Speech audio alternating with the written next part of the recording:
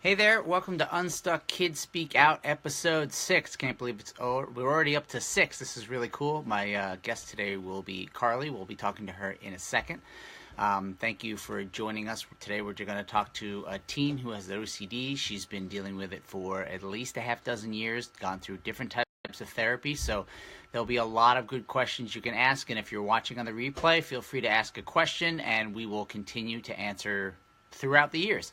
So let me just see if Karlie's going to join us very shortly, and then we will start talking. I hope things are well with you. Let me go on, shoot her a quick message.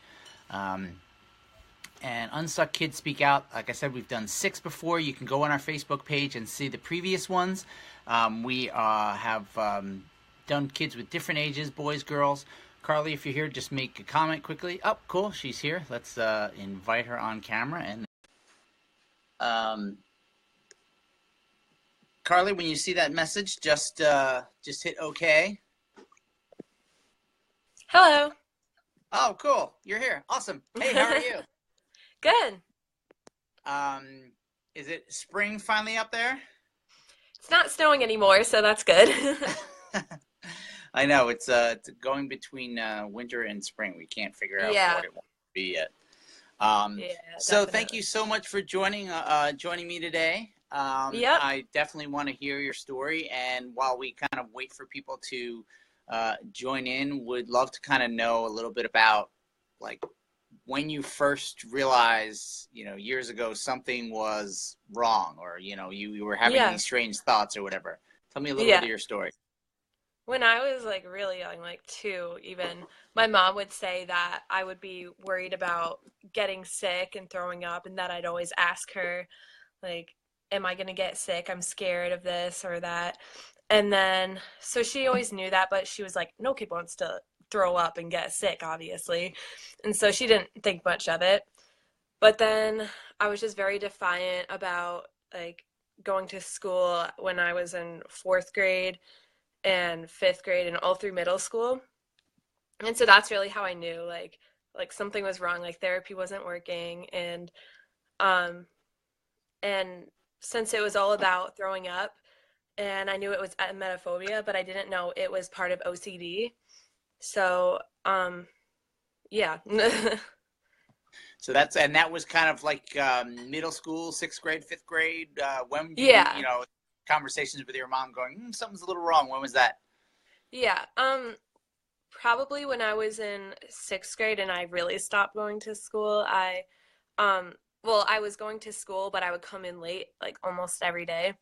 And then in 8th grade, I completely, in like October and November, I just stopped going to school.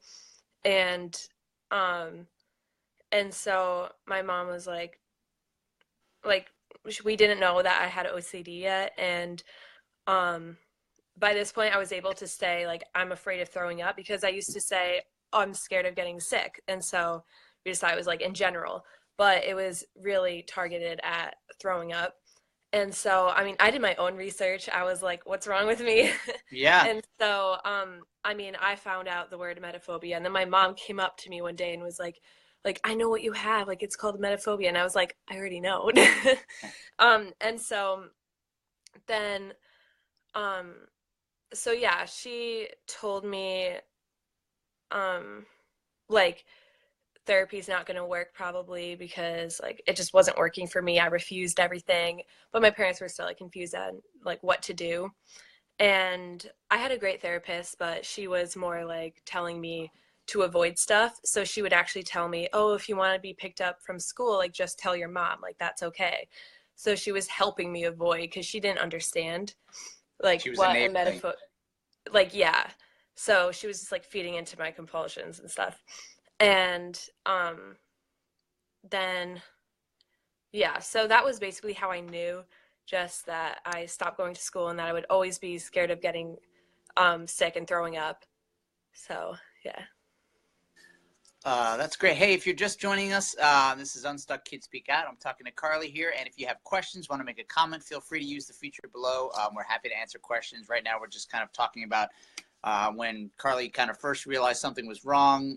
She had this fear of vomiting and throwing up. Now, you were saying that you were going to school late. In our personal experience, when there's like a contamination fear or vomiting, it generally got worse when somebody was sick. But Mhm. you were constantly like, you'd wake up in the morning and was like, what if I get sick? Were you like really Yeah. looking at everything else? Were you doing any like hand washing or covering your mouth or things like that to protect yourself? I would, um, like in the morning, every single day, I would take my temperature. I think at one point I was taking my temperature like 15 times a day, and and so I was constantly seeing, because when I threw up when I was in sixth grade, I had a fever. So I was just always assumed that when I had a fever, I was going to throw up, or like that I had a high chance of that, and that I thought that I wasn't going to throw up if I didn't have a fever. And so I would always make sure that I wasn't, like I didn't have a high temperature. And then, um, but so I would do that a lot.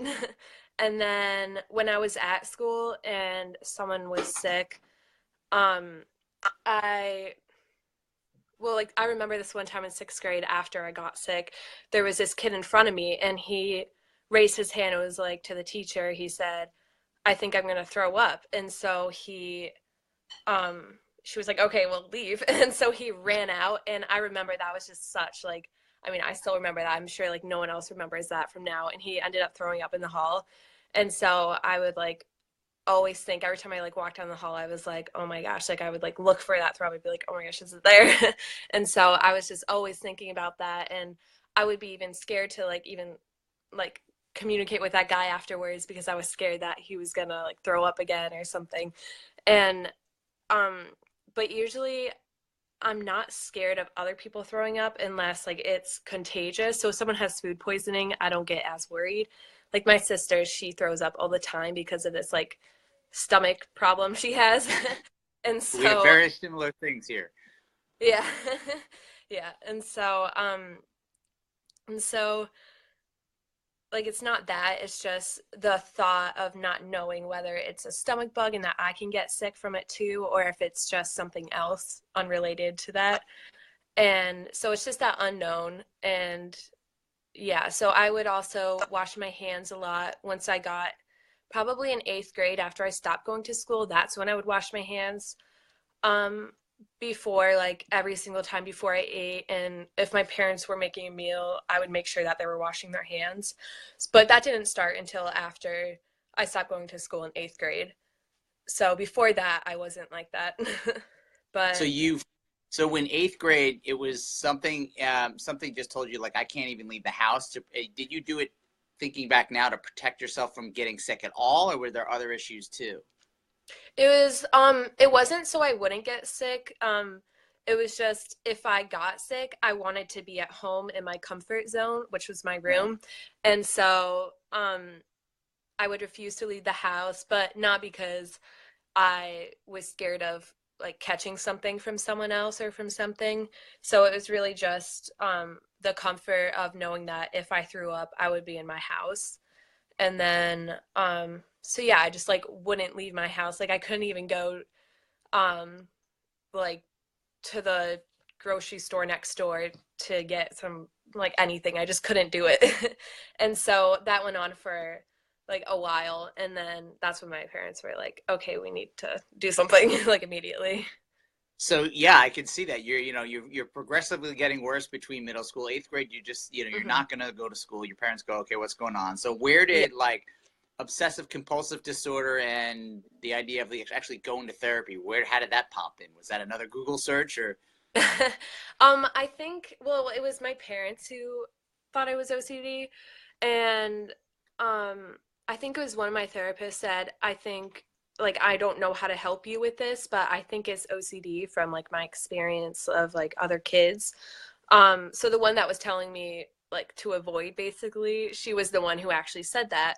Um, and then I mean, I eventually stopped going to her even because I just couldn't go anymore. Couldn't Um, get out of the house. Yeah. yeah. And so, um, yeah, I'm pretty sure that she was the one. But then when I went to an inpatient hospital, um, like they didn't understand what OCD was, or I mean, I didn't either. And because I was one of those kids, I was like, oh, like I'm so like OCD, I have to do like this and that. But I mean, it was just like, oh, coloring in the lines or whatever, you know? Like it wasn't like my OCD, and it wasn't like an actual OCD. Like I just, but now looking back there, I'm like, why would I ever say that? Like no, because now I understand. But So like at first, you actually, when you were going to like an inpatient therapy, you actually didn't think you had OCD because you thought it was something different. You thought it was like just being neat and clean and stuff, yeah. or were you just, like my daughter was like, I don't have it. It doesn't exist. You just thought it was something else, or did you just completely think, oh, Yeah, I was kind of like that. I was just like OCD is perfectionism because I don't have perfectionism, even though that is a type of OCD, obviously. um, but since I didn't have mm, that, I thought I don't have it, you know, because I wasn't educated on it. And I mean, a lot of my therapists weren't either, or else they would have picked up on the signs. But like, yeah, yeah, and so when I was at the inpatient, they didn't know either. My mom, I think she said to them, like, I was there for 8 days, and this was in like December of my eighth grade, like eighth grade year, and then, um, so she said to my therapist there, like, we think it's this, like, we think it's OCD, but we're not completely sure. And he was like, no, like that's not it. We have to like we can just give her medicine, she'll be fine, like, you know, like she's fine. Like she just is depressed and she needs medicine. And so they actually had this thing called the medicine bar. It was like this little window where like everyone got their medicine. And so they weren't very good there at like that place now like has really bad reviews. And oh wow. so yeah, they weren't good. And so my parents were like, and they were telling me I wasn't allowed to leave unless I took medicine, you know. And I was just like, not happening, I'm not taking medicine. And So then you wouldn't even take medicine for fear that it might make you sick. yeah, that's why. Uh, Plus yeah. I was just super stubborn. I was like, not happening, like I'm not gonna take the medicine because I don't want to throw up, especially because I'm not at my house. And it was like about an hour away from my house. And so my parents took me out of there. I had to like sign a little contract saying I would go to school and I would like do all this and go places every day. And it was great for like a week or so afterwards. And then like things just got worse, obviously, because I wasn't getting proper treatment. And I still didn't go to school. I just had a tutor come over, and then I eventually couldn't see the tutor because I just wanted to stay in my room and not move or do anything really because I just wanted to be comfortable in my room in case I threw up. So that's why. so it was like such an intense fear of throwing up. Yeah. If you're just joining us, feel free to add a comment. We're talking about OCD, and Karlie definitely had severe, severe issues with getting sick, contamination. Um, Talk to me about how OCD affected your family, and like how like did your parents have to start accommodating you? Did they, clearly they let you go out of school, and that wasn't fun Yeah. for them. I mean, how was it around the families, brothers and sisters, things like that? Yeah, it was hard. I have two older sisters. One already graduated high school, and then the other one, when I was in eighth grade, she was in 11th grade. And so I mean, it was really hard for her. She's a quiet kid, so she wasn't really mad at me necessarily, like in front of me. She would just get frustrated and she'd understand that I was like being really difficult, but she'd go through her moments where she would yell at me and like if I was her, I'd be annoyed too if I didn't know. And so because I was basically consuming like all of my parents' time, and she would, since she's quiet, she would just keep to herself and be like it's okay, I understand that you, like, to my parents, like I understand that you have to like go help Karlie. And because they were constantly like leaving and planning and talking about how they can help me. And you know, if they ever said something like wrong, like if they didn't accommodate me, I'd like start obviously getting very anxious, and I would like start yelling at them, and it was just not good, and then they yell back because it was just a very bad cycle. And Yeah, then no, I hear you. yeah, and so my sister would then be like, Karlie, like, be quiet, I'm doing my homework. Like, she was just very bad. She didn't want to bring her friends over because, you know, I was just like in my room, and her friends were all like, you know, where's Karlie, like, what's she doing? And so I would just always be like, you know, in my room. And then um Did so yeah. you did you get in fights with your sister because you didn't want like friends to come over, and it even like invaded how your siblings could, who came in the house even? No, I just like stayed in my room if she ever had friends over. I actually like just didn't talk to my sister. Like I just didn't talk to anyone really. Um, because I was just in my room, and if they walked by, I mean like she has to walk by to get to her room, but my door would always be closed, and I'd just be like completely isolated, didn't want to talk to anyone. And actually when I was brought to the like whenever I had to go somewhere to get treatment, um she texts me and be super nice and say like you're gonna do great, like I believe in you. She was so supportive, and I would just get mad. I'd be like, you should have told mom and dad like not to let me go, like you should have Uh, told them. Yeah, so I would just like blame anything on like anyone. And your so OCD was acting out and being mad that you were yeah, you were and so actually I was just fighting. yeah. Yeah, And how did so it I work was with school? I mean, you have an interesting experience because you kind of went sixth grade, seventh grade. You were going half days, full days, mhm. not at all. How Yeah. a lot of parents have issues with school and how schools handle it. It's so many different stories, but like talk to me about how your school dealt with it. How you were able to either, like you said, you got a tutor. Like what was the Yeah. response in school? Sometimes you're there, sometimes you're not. Yeah, I was actually super lucky with my school. They were very nice. Um, which I know a lot of the kids that I was in treatment with completely the opposite. They were not understanding or like accommodating with their school at all. Like they just like weren't. So I was very lucky. They I was supposed to be like in all the honors classes and all that, and um but you know, since I missed 2 years, when I went back in 10th grade last year, um I mean, you know, when you miss 2 years, you would get held back 2 years. But at Rogers, they had a school program. So this woman would email my teachers from school, and then they'd send homework to that person, and then she'd give it to me. And so I was still able to work on my schoolwork, but I mean, obviously not that much because it was like an hour a day. And Right. I was having to teach myself the schoolwork, and while I was so anxious and didn't want to do anything. And so um but the fact that I was getting in school hours and gym hours and all that meant that I could get enough credits to be in my grade.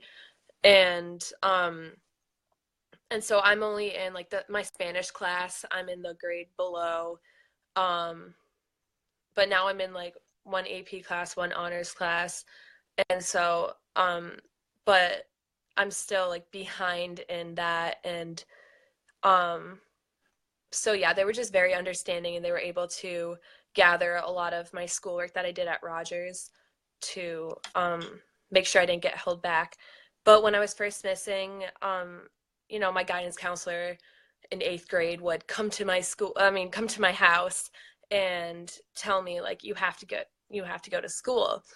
And but I mean obviously that didn't work. Yeah, it And was hard. Were yeah, the and so teachers, did the teachers, your middle school teachers, did they treat you differently? How did kids react to the fact that, you were, so concerned and focused on throw up and getting sick?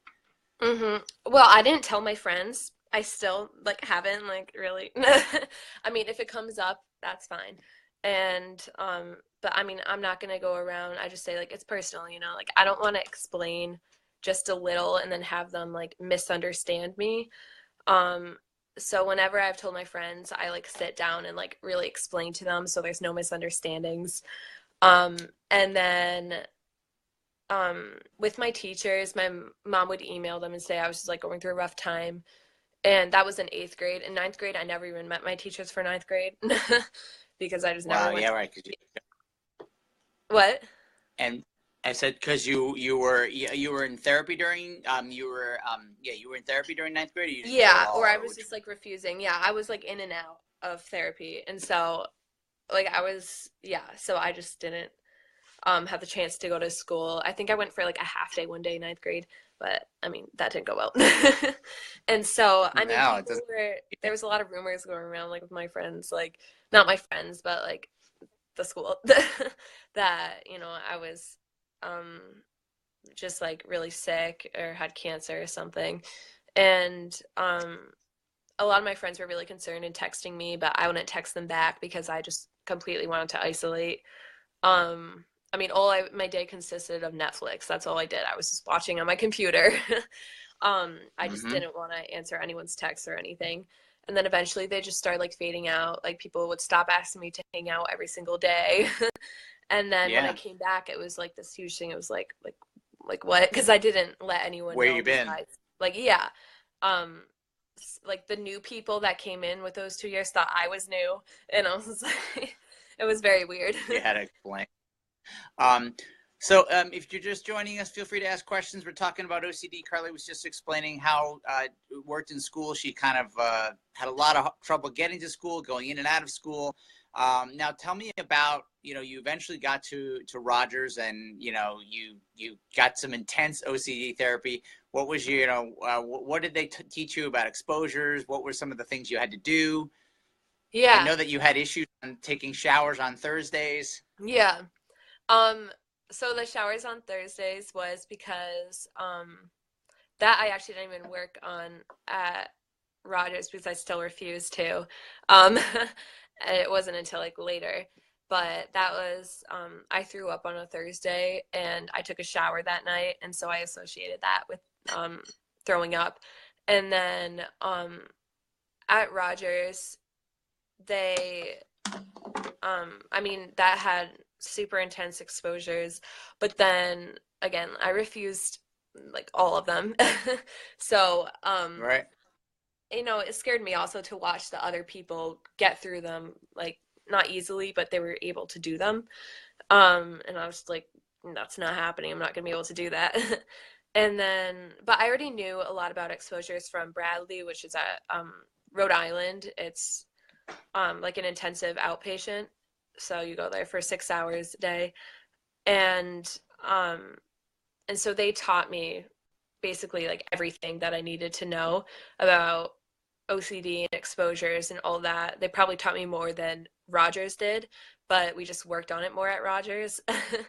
And so, What were some of the things that you said you had a hard time doing, but what are the things that you remember, some exposures they had you doing it first, or things that you yeah, recall? the first time, um, so you make your hierarchy, and so on the bottom was looking at pictures of like throw up, looking at pictures of people looking like they're about to throw up, looking at pictures of just like all those things, like black and white pictures to like colored pictures. And so, it's just like very gradual. And so I went through that pretty fine. And then um I think the next thing on my list was like after all that, probably holding like fake throw up, and it was like this plastic thing, and then looking at it and like you have to like do mind tricks like this is actual real throw up, like to get your because they want your anxiety to go as high as possible when doing these exposures. And so I was like I did that for a while, and then I think the next thing up was probably videos, so like watching like videos, Pitch Perfect, that movie. Yeah. Yeah, so Yeah. like in the first one that there's like two scenes I think of that girl throwing up everywhere. And so that was like a super like hard movie for me to watch. And so the amount of times I watched those scenes is crazy. And so I I watched was, a bunch of videos of people throwing up on like roller coasters, planes, like everything. And did you ever watch Natasha Daniels, who runs a site called Anxious Toddlers, sent me a video because we have some of the things you're describing we've done too in our house. Vanessa has an issue with yeah, vomiting as well. She sent Yeah. me an 1 hour loop of somebody throwing up. Somebody on YouTube put That's so 1 hour loop. Have you seen Oh that my video? gosh. Yeah, it's Yeah. crazy. Like it's a lot of like repetitive stuff, but I mean, it works. Yeah, But somebody just Becky just made a comment, said they've oh seen those yeah, I've videos. watched. I think some of the There's some a of lot of the them on hardcore YouTube. favorites. Yeah, we used to do the milk challenge. Have Oh you heard of yeah. those? Mhm. Yeah, Those are I good watched a couple ones. of those. Nice Yeah. for colored throw up. So how Yeah. long do you think it took you watching these videos to actually like feel like, okay, I'm getting stronger, or do you remember the first time that you were like, I feel I conquered something, or I got stronger from it? Um, I mean, I blocked a lot of my past out because I was just like, it was such like a panic time and it was just always very like stressful. But I eventually, after probably a couple weeks of doing that at Rogers, watching the videos, um, I just, I mean, I got immune to them. But each new video that I watched was because, I had a different person throwing up. Um, I would just like it'd give me more anxiety. But I think after a few weeks of doing that every day, like twice a day, and then like 5 times each, so um, so like after doing that every single um day, I just got used to it, and but I didn't stop doing that even though I got like used to it. I still like kept watching different ones and kept watching videos of people throwing up because, you know, I didn't want to lose my progress. And then the next step was to listen. And this, I think, was my last week of at Rogers the first time but it like this wasn't enough to like really get me better. I wasn't able to go to school after all this treatment still, and this was like 3 months. Um, I would like have a little CD player they'd give me, and it had an audio of like people throwing up, and it would like go with a story, and so I would have my earbuds in and I would listen to it. And I remember the first time I was just like so disgusted, and it would just like keep replaying in my head after I listened to it. And I never really experienced anything like that like with the other videos. I didn't feel like that, but it just really like got to me for some reason. Like I just kept hearing it in my head, and I was just like not fun. And then So that kind of spiked your anxiety up to a 10, so you had to keep yeah, listening to it to get used to it. yeah, and I Um, yeah. so I was Whenever just going to say, if you're watching, what we're talking about is exposure and response prevention therapy. It's kind of the most effective. It doesn't work for everybody, but the most effective treatment for OCD, which basically you instead of avoiding the things that are bothering you, you learn to face them in a very gradual way, so that you can get used to the anxiety. Like Karlie was just talking about how she would look at pictures of vomit on a computer. So that was maybe a lower anxiety. And when she got used to that, she went to videos. And as she got used to some of the easier videos, harder and harder, some movies that she watched. And the idea is that your brain is getting used to this anxiety, getting used to the idea that it's okay that this happens, that we're watching it, and the thing that you OCD is telling you going to happen, in Karlie's case, getting sick, wasn't going to happen. So it kind of retrains your brain and is a way to kind of fight OCD. But the idea of like, instead of avoiding the thing that bothers you, exposure and response prevention therapy, or ERP, you pretty much get to the point where you faced it. So my question is like, what was your 10 on that list? And, were you able to do it? um the first probably a 10 was I mean there were probably a lot of different ones that I put on there for a 10, but um one of them was eating something off of the floor, and a lot of people were doing that at that time in my like unit. Um but I just wasn't able to do that. And Mm-hmm. then another one was taking medicine because I was afraid that it was going to make me sick. Because when I was in third grade, after I took medicine, I threw up, but it was because I was going to throw up anyways. Um, And so I assumed that it was related to that though. And Yeah. then I another thing was probably going somewhere really far away. Um, yeah, just like different things like that. Um, and then I also had little contamination exposures with like forks that, or like a buffet to use the utensils out of like a buffet and the food from a buffet. Um, Hmm. because other people are using that, you don't know where they've been, all those things. And I was able to do that, but it wasn't really enough to get me better again to go to school. And um I would go to a public school. They had one nearby in Wisconsin at Rogers. They'd have um we'd go take trips to a public school for an hour or so. And so I think I was able to do that once or twice the first time. The second time I did a lot more. And I went on like Like all the walking outings. around the school and eating in the Yeah, just school and like things like walking that. around, like yeah, just doing whatever. Some people would have exposures in the bathroom. Some people would have exposures like just touching the railing or holding the door open, just like different things like that. Mine was just to be in the school because it's far away and there's just a lot of people, and I don't know if anyone like recently threw up. So, I mean, that was a good exposure for me. And I would actually have Did like you a guys time. do?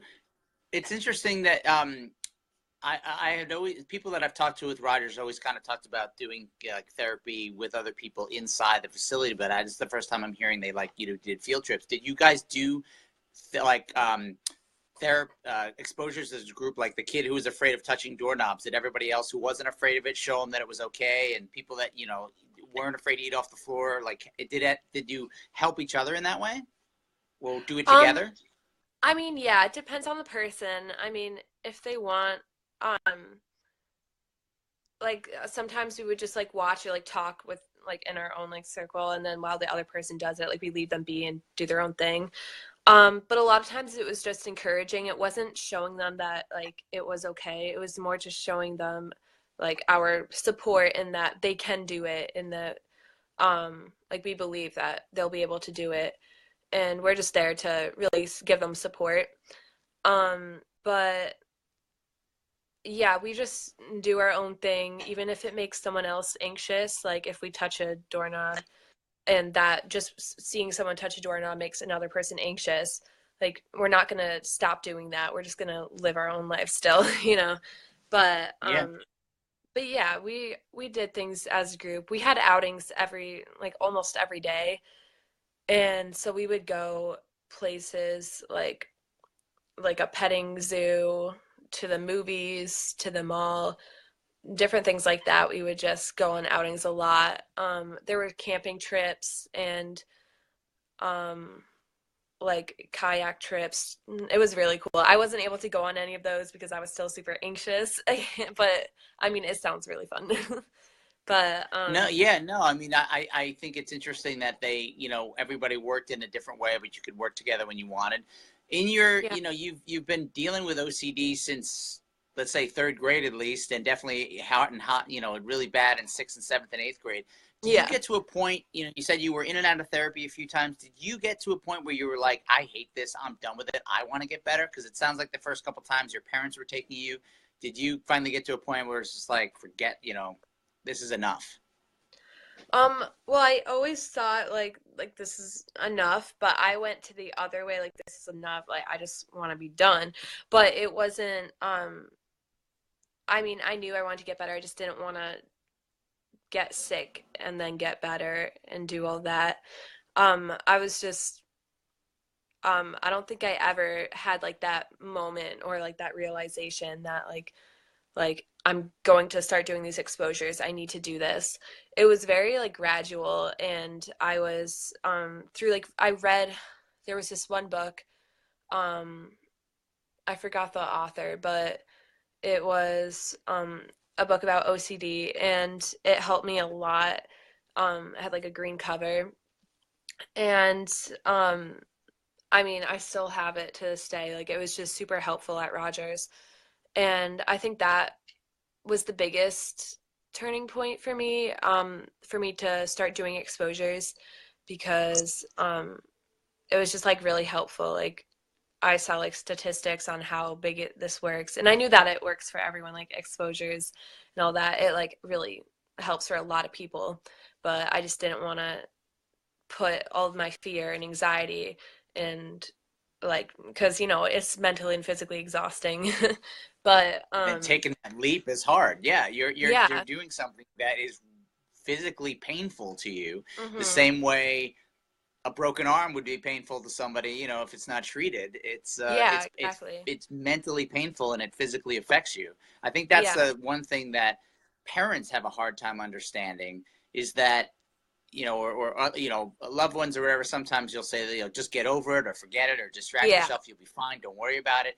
There's Hmm. that component of this really hurts me the same Yeah. way, hammering your finger would hurt you, Yeah. Yeah, definitely. Um, how, when you, were you, during this therapy stuff, how were your parents helping you out? Were they learning to like not accommodate you? So, when you got back home, they wouldn't let you stay in your room or they wouldn't help you. Like, how did therapy help them and change that like dynamic? And what did they learn? They learned so much. Before I went to Bradley and Rogers, they would um they would accommodate me so much. They'd bring like my dinner upstairs. They'd make sure that I saw them wash their hands, and then I saw them empty the dishwasher, washing their hands, and then so just different things like that. If I thought I like heard a fork fall, I'd say like don't put that back, like that needs to be washed. So they would accommodate me because they were scared that I would get super upset because I would. And so Right. it was out of fear and they didn't want to see me so upset. But yeah, it just my mom would always give me reassurance and um but I mean that didn't help obviously.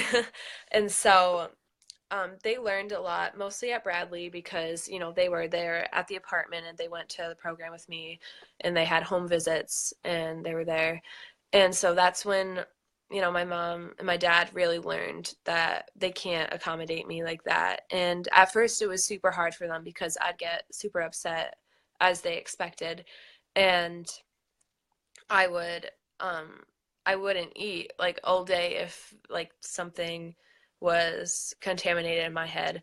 And they want me to be healthy and eat, but like they can't accommodate me. And my mom wouldn't give me reassurance. So they got really good at that. But I mean, Good. it was hard for them too. So I give them that. And was it one of the things, when you're going through this years ago, is isolating, it's depressing, it's lonely. When you realized there's a thing called OCD and then you met other kids with it, did that help you mentally at all? Even though I know you were resistant to getting treatment, did that help you understand that, God, at least I'm not the only one who has these issues? Um, for me, I actually thought it was like I still didn't have OCD. I thought I was in the wrong place. I thought still no one understood me. Like I respect what these kids have, but I don't have this. And so Right. I wouldn't talk to any of the kids. I just didn't want to like be part of that. I'd like play games with them and stuff like card games, but I wouldn't really talk about my OCD and anxiety with them because I was like okay, that's definitely not what I have, but I didn't understand the different kinds of OCD you can have. Still, like I just didn't believe it. So No, I yeah. But and eventually, now yeah. you eventually grow to understand, okay, I have OCD, and like, Yeah. have a little bit of like, you keep in touch with some of the kids that you went with Oh, to I help keep each in other touch out with or like text each all other. of them. Yeah.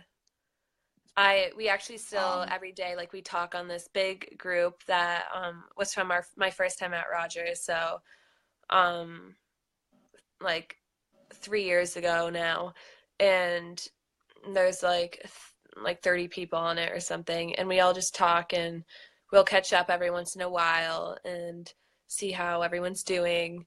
and give each other support if they're struggling.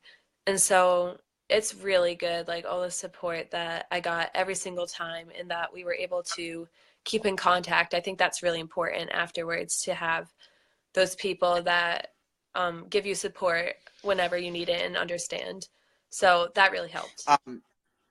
If you had to, you want to give advice to a parent or a kid right now struggling with it, what would you, say to somebody watching right now? I'd say, like, it's definitely seems like it's not going to get better. My parents and I were like very not in the belief like that we were going to get better and that I was going to be able to go to school again. Um, it was just so like unimaginable at that time. But with the help of my therapist, and like you can get help and you can get better. And I mean, it's always going to be in your mind, like if you have OCD, that you're always going to have your struggles, but I mean, it's so manageable. It just takes time for a lot of people.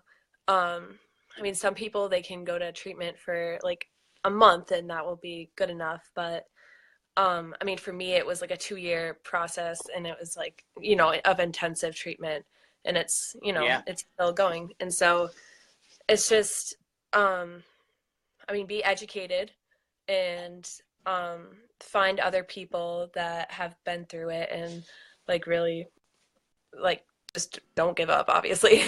Just, I mean, it's No, just, it's very hard, that's but yeah. great advice.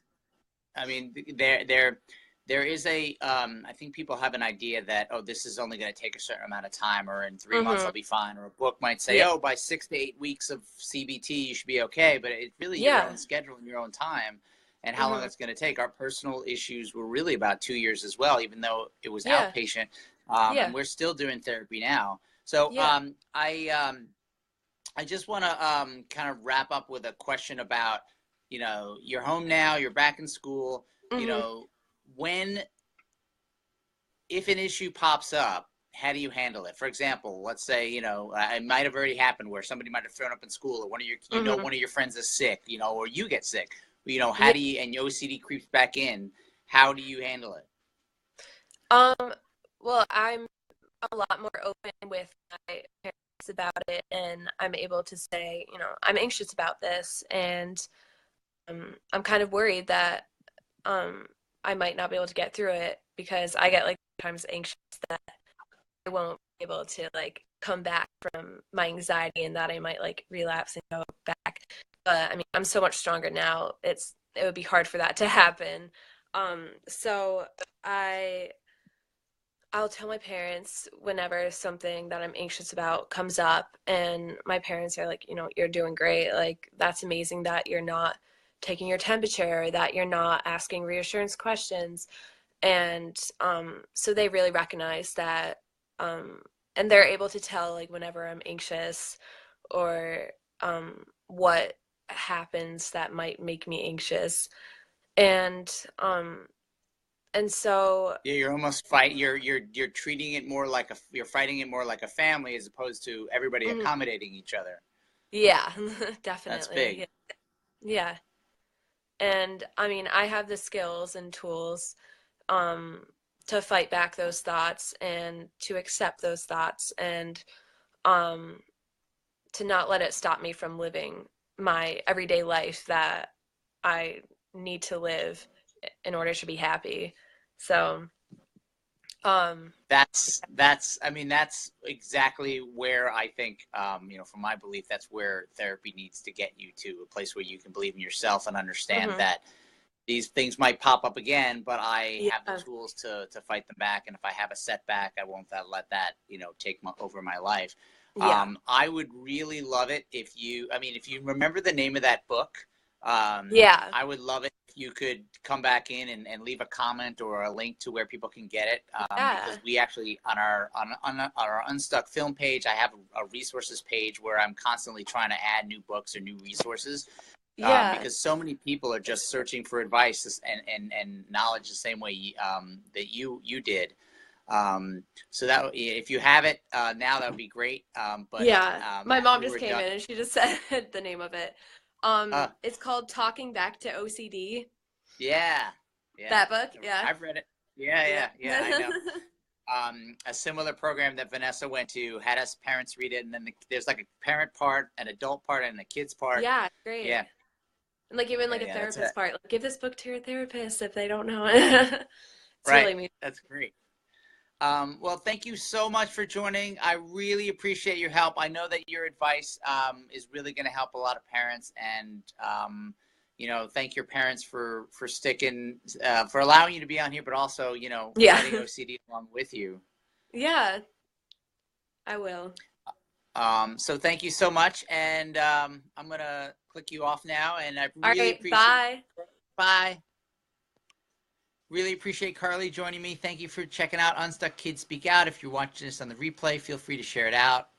You can always ask a comment, and we do answer back, even if it's months from now. And thanks, Karlie, for joining. And we will talk to you next month, where we might have a special guest who is from Unstuck, an OCD Kids movie. See you then.